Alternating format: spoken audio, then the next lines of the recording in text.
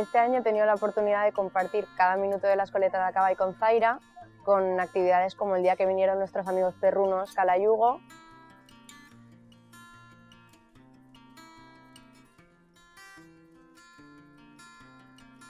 o el día que vino la Hada de la Navidad,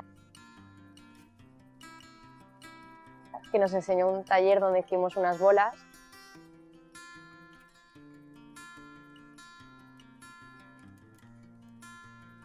Que después plantamos juntos en el jardín.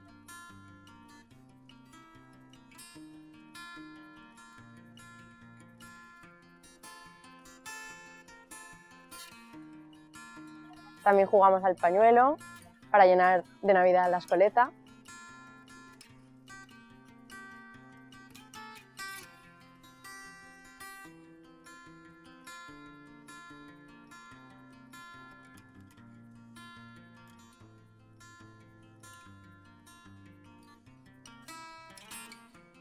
Zaira es una niña difícil de definir, pero si tengo que ponerle un adjetivo es única.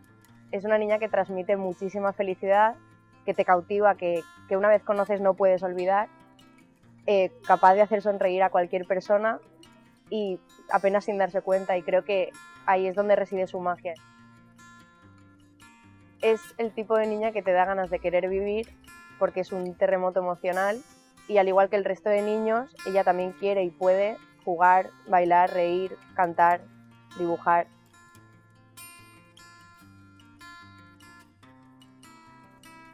Para que Zaira pueda participar de forma plena o en condiciones de igualdad necesita de apoyos.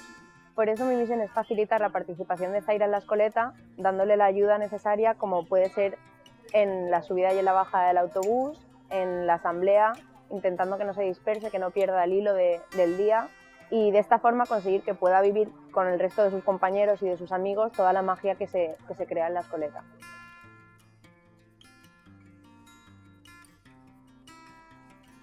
Ofrecer los apoyos necesarios a los más pequeños y no sus propias capacidades es el camino para darles la oportunidad para que puedan disfrutar de lo que implica ser un niño.